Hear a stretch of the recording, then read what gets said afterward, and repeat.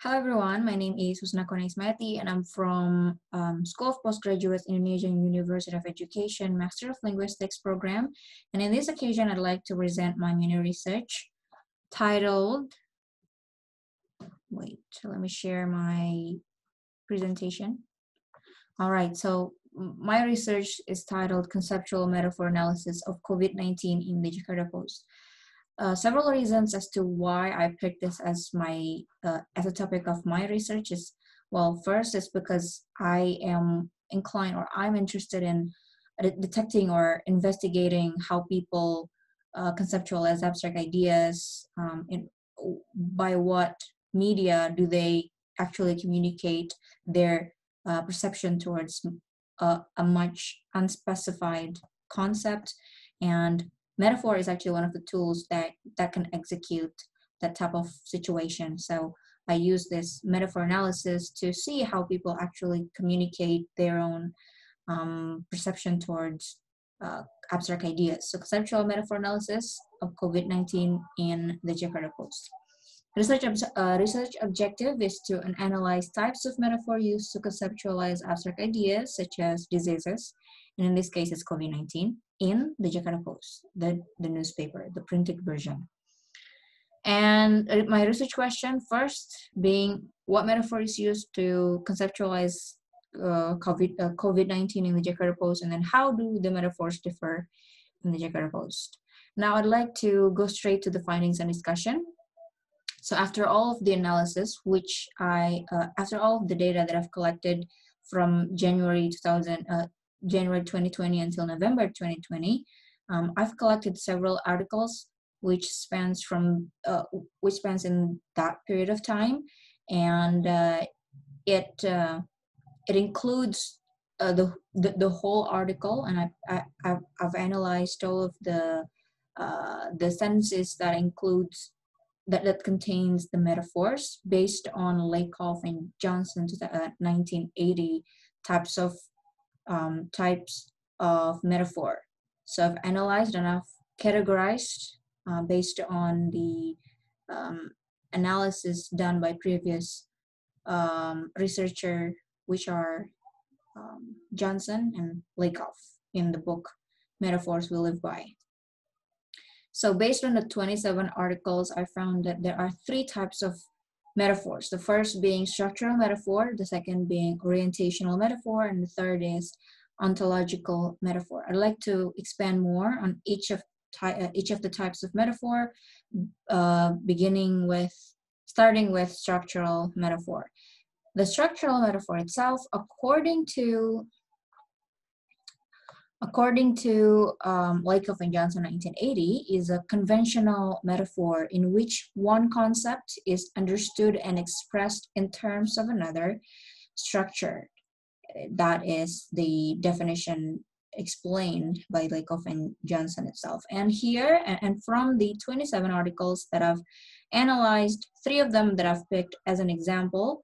The first is, it is actually a rite of passage for health regulators to make their first trip to meet the leader of the other half of the so-called motor of the health officials.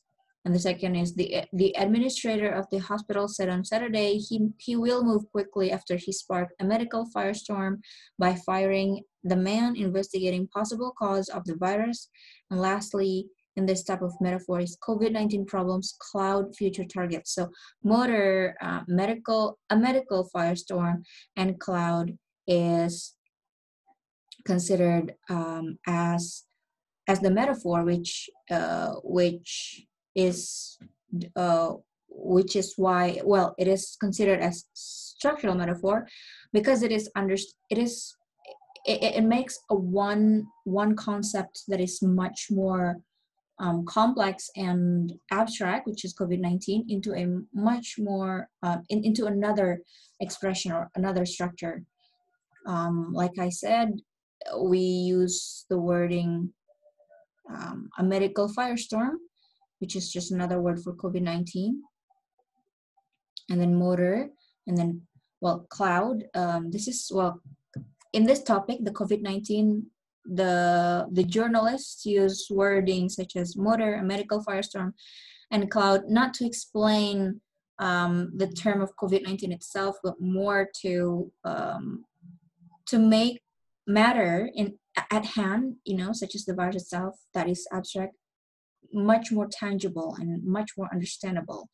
And it's what, like Goff and Johnson said, as structural metaphor. It uses a more structured, another structure of language to explain a much more complex or abstract ideas, such as COVID-19. So that's the first type, which is structural. Let's move on to the second type, which is orientational metaphor. The first is Indonesia to boost cooperation with China, and then Republic Indonesia shapes up in hunt for dishonest taxpayers, and then the Pontianak police have also beefed up security in the city and given assurance that the authorities would act professionally in handling possible clashes. And orientational metaphor, according to, again, like Goff and Johnson 1980, it is different with structural metaphor. It's quite different, where one concept is metaphorically structured in terms of another, that's structural, but orientational metaphor is a kind of metaphor that organizes a whole system of concepts with respect to one another. So the target is to make a set of concept coherent or spatially related to each other in our conceptual system. So this kind of metaphor relates to spatial, space, spatial orientation, such as up and down, in and out, front and back, on and up, and so on and so forth. That's why I underline the shapes up, boost, because it somehow it directs us to something, and by using the word boost, shape up, beefed up. So that's orientational metaphor. The third type of metaphor is ontological. The report is done. It's written like this: the rumors were triggered by a speech made by West Kalimantan Governor Cornelis, in which he said he would oppose the presence of COVID-19.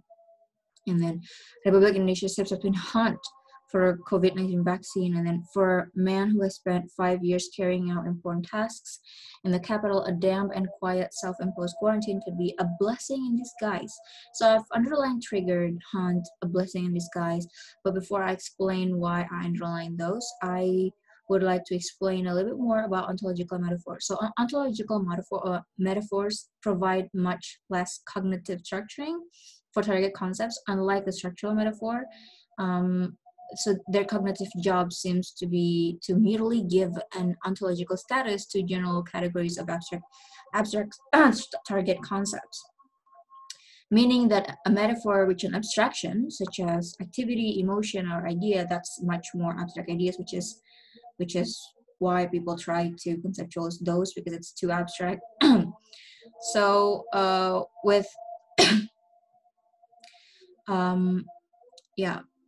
So with this type of metaphor, it is represented as something concrete, such as an object, substance, container, or even a person. So yeah, ontological metaphor. Again, I'd like to underline the reason why I categorize the third type, the third type of the third reporting is as ontological, is because a blessing in disguise, and then hunt and triggered basically are just provide ontological status. So it's not structural, it's not orientational, but merely explaining the ways or the type of reporting by using another abstract types, abstract ideas or abstract, but we're trying to make it more concrete by trying to use the wording a trigger, but what will trigger, hunt, and then a blessing in disguise. So those are the three types, and now let's move on to the frequency of types. The types, based on the 27 articles that I've collected, the frequency of each types can be shown as follows. So structural is found to be 25.92%, orientational 14.81%, and ontological 59.25%. So as we can see, the most frequent types of metaphor that surfaces in the newspaper is ontological metaphor. Now let's move on to the conclusion itself. So the conclusion is, based on the findings and discussions, the first objective of this research is to identify and to describe the types of metaphor in COVID-19 articles on the Jakarta Post newspaper. All of the three types of metaphor were used by the journalists, which are structural, orientational, and ontological. And the data that I've collected were 27 data with the frequency of percentage of each metaphor 7 times for the structural, and then 4 times for the orientational, and then 16 times for the ontological. Orientational. So from the tabulated data analysis, it is shown that the most metaphor found in these articles is ontological metaphor, which appears 16 times. It is because most of ontological metaphors use the words which are an abstraction, such as activity and then emotion or idea, and represented it as something concrete, such as an object, substance, container, or even a person. So we can conclude that the journalists use much more favors ontological metaphor because it uses another type of aesthetically beautiful language of representation, which is ontological, by conceptualizing a much more abstract ideas with another abstract